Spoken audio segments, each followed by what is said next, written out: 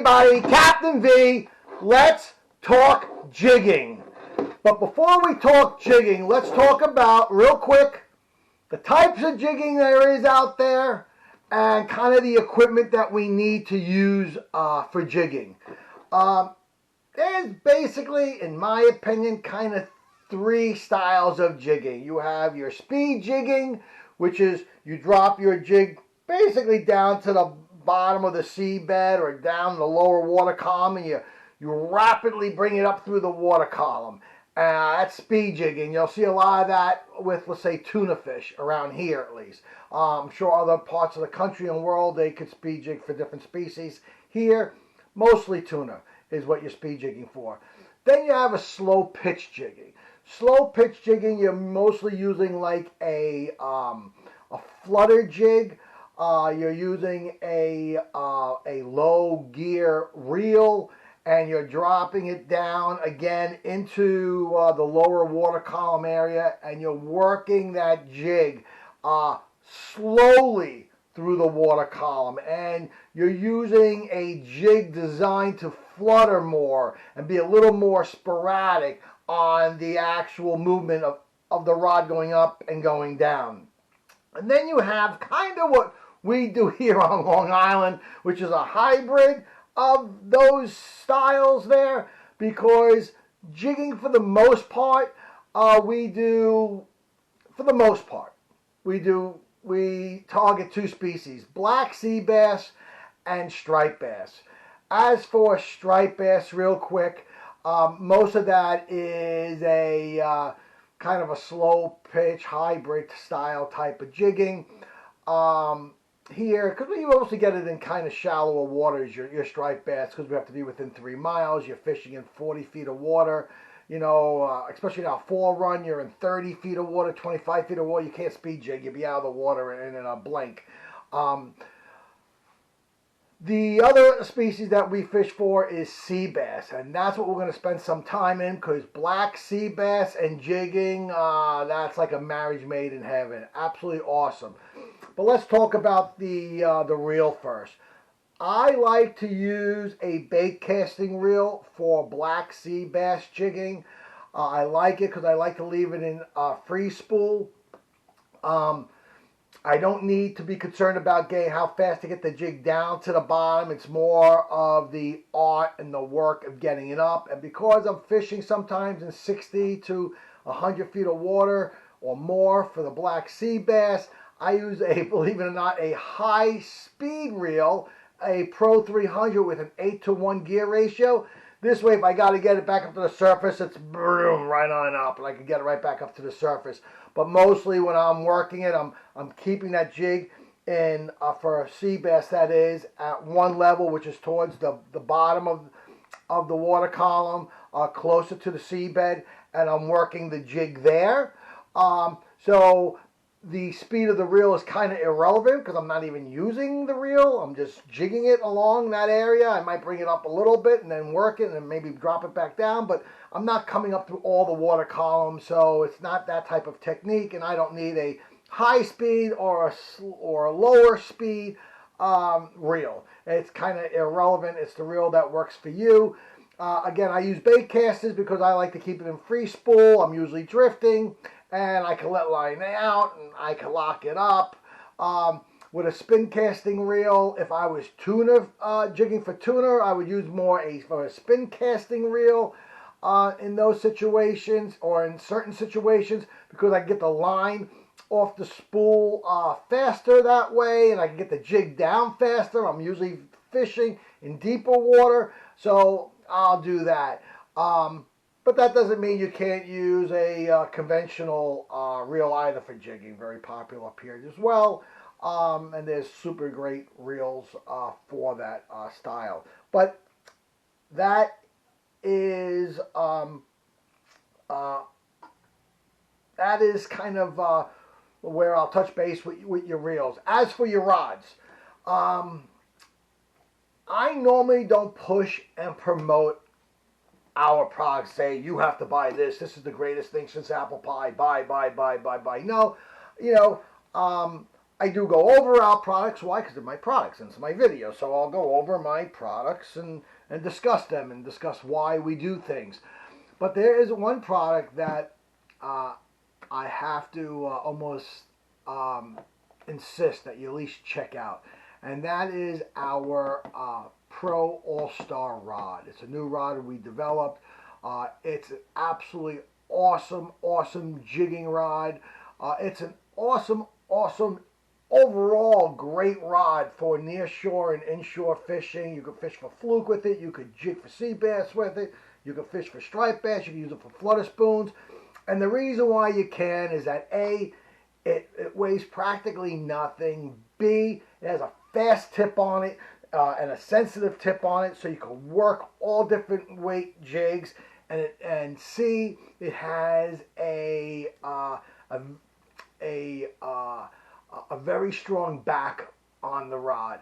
And so strong, matter of fact, is that it's recommended even up to 13-ounce jigs. So you could fish like 1 ounce of 13-ounce jigs on this. It's an absolutely mind-blowing rod. We had done some tests. We have a video of a 40-pound deadlift with it. I've seen it do 60-pound deadlift, but so it's just a really strong rod. And you know what? The reality of it is that one of the harder parts about that rod for us was the pricing of it, because there's no doubt it's a $500 plus rod. No doubt. I'll put it up against any of those rods. However, because there's no middleman, there is no distributor, it's our rod, we have it, you get it. That rod is half that price. And at the shows, you probably could get it closer to $200 in combos and stuff like that. So definitely a rod you want to check out. If you see us at any of the shows, ask for the Pro All-Star rod. Very cool rod. But let's get back to jigging. All right, so there's generally 3 styles of jigs that we use, and that's basically on the market that you're going to see. One of them is shaped like this, and this is our orbit jig. We no longer produce the orbit jig, only because we haven't been able to solve the problem of the water activated eye. We learned that our batteries are defective and don't last as long. We made the eye smaller, the battery smaller, and we just ran into issues where the shelf life on the batteries just aren't long enough. So I can't sell a product that I know isn't going to be of good value. So we pulled them, and we're basically just consigning them away at the moment. But I want to talk about it because it's a great designed jig. You don't need the light per se, because the action is incredible and it does so many things well. So on here you'll see there's these lines, and we call those keels, the keel of the jig. And more keels on a jig that are strategically placed will give you different action, more action, less action, different patterns, you know, a more tumbling effect, a fluttering effect. So this is called a star pattern, and it's on a well-balanced jig. It's actually a little heavier at this end here, the jig. We could call that the top end of the jig. And what this jig does, it's completely erratic. It goes everywhere and is all over the place. So as you're jigging it, it's going to the left, it's going to the right, it's fluttering. Absolutely great. And what's nice about it too is that if you're not jigging it and you kind of just drop it, even though there is some significant action on it going down because the way the water is hitting off these keels and it's moving down, because of its style, it gets down through the water column pretty quickly as well. So it's a really nice, versatile jig. I really like it a lot. We still have them on the boat. Unfortunately, the lights don't work because I do believe that as you get deeper in the water column, those lights do help a little bit, you know, attract the fish. And we could talk about that a little later, because there are lights that we sell, that we have, that you put on the split ring, and they work just as well. So we'll use those lights if we're fishing in deeper water. This particular jig, if you come across it or you get your hands on one like this, you have to fish it with hooks up. That's the big controversy. Do you fish it hooks up? Do you fish jigs with hooks down? All right, I'll get beat up. It's social media. You're allowed to beat me up over this stuff. So I'm going to give you my opinion on what I do because it works for me. And that's the following. On this particular jig, I fish hooks up. I fish hooks up for one reason. And that is because this jig is so erratic, these hooks, if I fished it this way, would grab my line and foul hook me. And I would have to reel it up through the water column, take the hooks off, drop it back down. If I fish it this way, and you attach your line to the solid ring, there's a solid ring and a split ring, and then the lure. You attach your line to the solid ring. And the reason why we do that is that in case your lure gets stuck somewhere and your split ring gives, you'll still have the fish because you're connected to the solid ring, which is the strongest ring on the lure. And if you fish it this way, these may bounce off of the line or even around the line and come down, but it won't foul hook you and you can fish it. So we fish hooks up with this. One other thing I want to mention, because it applies with the other jigs I'm going to show you, is our double assist hooks. And this is what you should be looking for, in my opinion, regarding your assist hooks. I don't like braided line here. We use Kevlar. We use Kevlar for generally 2 or 3 reasons. One is that it holds up much better than braided line. It doesn't absorb water as much as braided line does. Toothy creatures like bluefish and stuff like that, they won't go through the Kevlar as easy as braid, but they will get through Kevlar, believe it or not.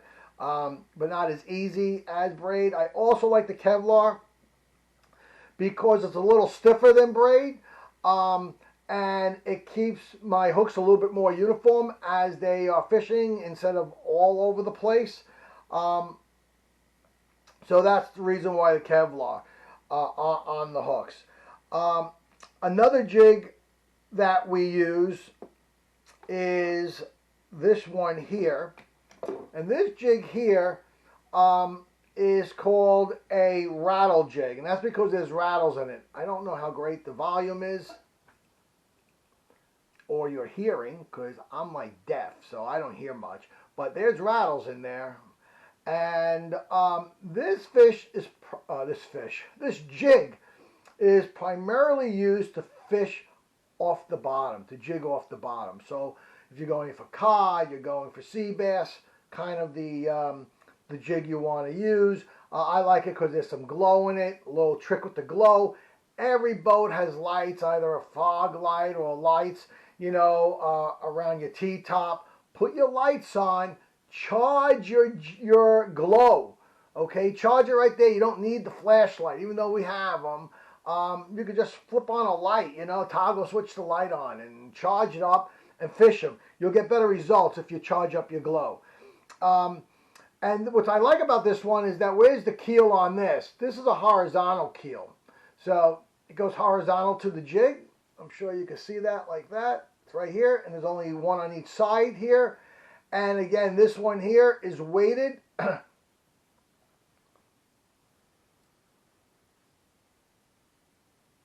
And you could fish this hooks up, or you could fish it hooks down.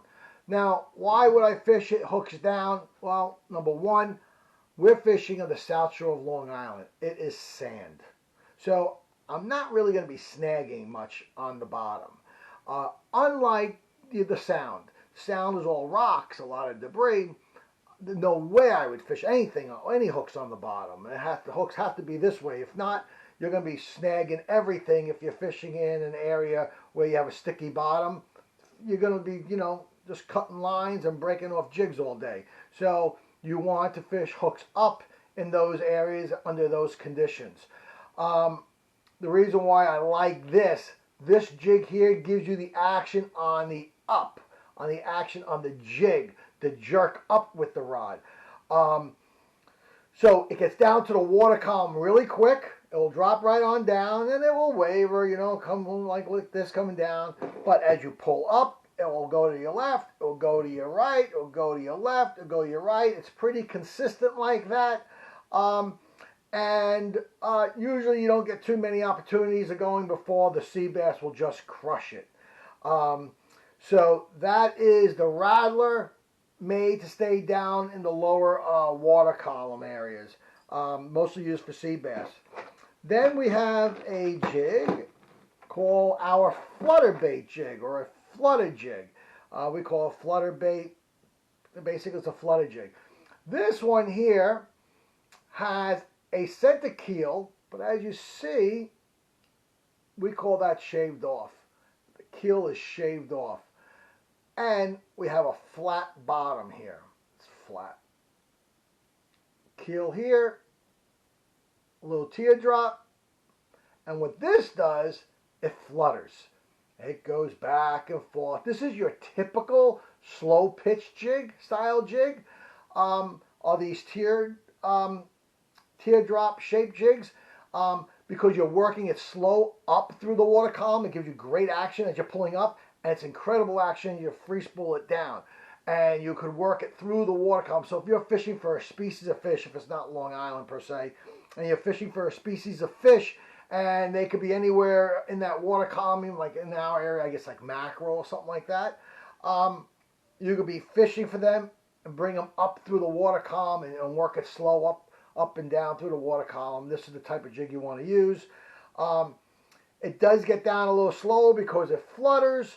So if you're fishing in real deep water or in fast moving current, tough jig to use in those conditions. You might have to go with a heavier jig instead of something that's lighter, such or smaller, such as something like this that will get down faster. That's what you kind of need to know about this particular jig. As for fishing hooks up or hooks down, again, if you're a sticky bottom, definitely fish hooks up. If you have a real sandy bottom, I have no problem with people fishing with hooks down. And why is that?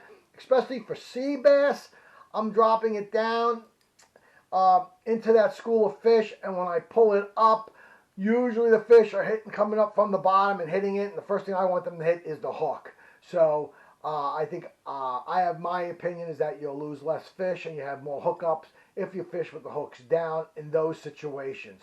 But it's not always best, and sometimes you will need to fish them, again, if the condition calls for it, with hooks up this way. But let's talk sea bass for a moment, and why I use jigs for black sea bass. So, sea bass in general are all born female. And you could go out there and you could use clam, you could use even a soda can tab, right? And drop it down there and catch all the fish you want. You'll see it, they'll have these like party boats where they're railed, right? And they're using clam, and they're pulling up, 100, 200, 300, 6-inch, 4-inch, 8-inch fish. And that's fun, they're getting their customers on fish and the lines are tight. However, if you want to get the bigger fish, the key is to switch over to a jig. And this is why. When the sea bass are juveniles, they are basically scavengers. They will go and eat everything and anything. A crab, a snail, a piece of spearing, gut, eyeball coming down, don't matter what it is. They are scavengers. They eat everything, and they're just like the garbage can of the sea there. And they do it all. Now, as they get older, I believe it's like between 3 and 5 years old, they get to that like 13, 14-inch length.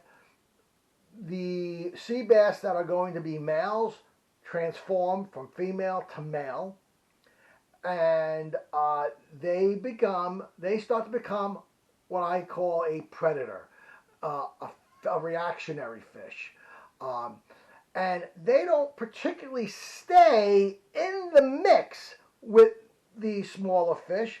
If you watch some of the underwater video footage that's out there, you'll see a lot of the small fish are all grouped together, and then the larger fish are kind of under them or kind of like behind, around them, situated. Um, and they sit back. Well, when you drop the clams in, a million of scavengers go after it, and uh, the bigger fish usually will sit back. Now, I'm not saying no one's ever caught a big fish, and you're not going to send me a photo of your 26-inch, sea bass that you caught on clam.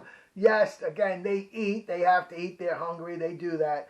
But if you drop a jig down and it's fluttering and you work it as it's coming down and you give it some nice action coming down, and when you get there, you bounce it a little bit, the predator, nature, in the adult sea bass will react, and they attack with full force, and they attack like animals, and they will hit it, and you're jigging, they start like, boom, you're like, whoa, what is that? What could that be? And what that is an adult sea bass or a larger sea bass in that group. Sometimes it could even be two sea bass. It's not uncommon to grab two sea bass at the same time with these hooks here.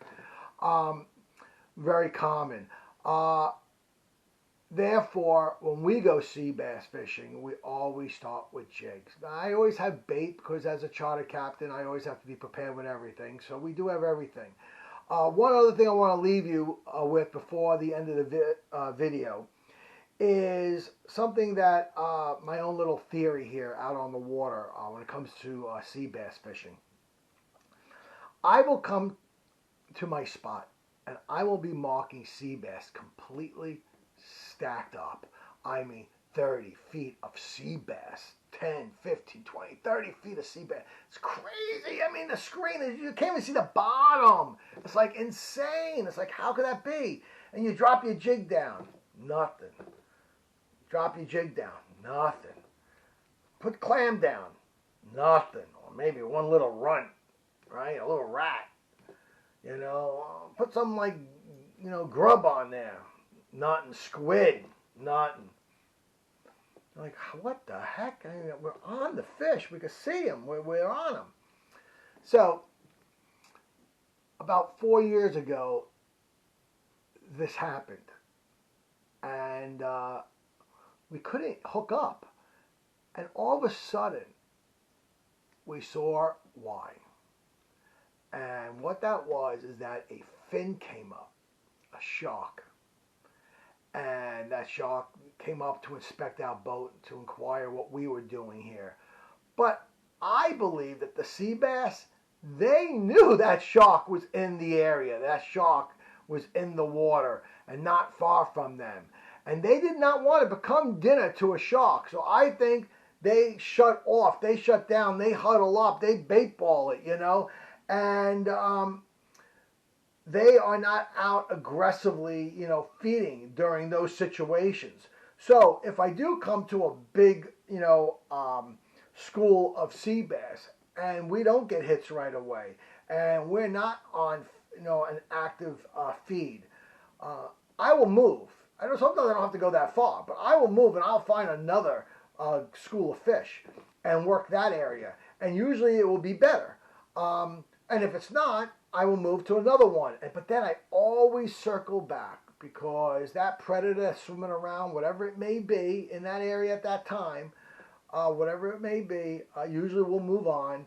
And so an hour and a half later, I'll circle back, hit that same school of fish, and boom, the bite is on. So something to think about when you're on the water, when you're looking at your machine and you're marking them and you're wondering, why this doesn't work, this stinks, I'm throwing this out, it's no good. No, that might not be the reason why they're not biting. So just something to leave in the back of your head. If you have any questions, reach out to me. allprotacklebox.com. You could hit me up with an email from there. I will be at all the East Coast shows, starting from South Jersey on January, I believe it's January 10th, 11th, and 12th, right on through to the end of March. And we'll be at all the shows, up in Massachusetts, the New England show, the Springfield show, the Connecticut show, the Rhode Island show, the Edison show, the great Ward Melville show here on Long Island. We'll be at some of the local flea markets. So if you get a chance, come on down, check out that Pro All-Star rod. Very cool. Check out some of the jigs. Ask me some questions. Bring photos. I love to see you catch. And let's just enjoy what we have the ability to do. This is Captain V. Let's get fishing.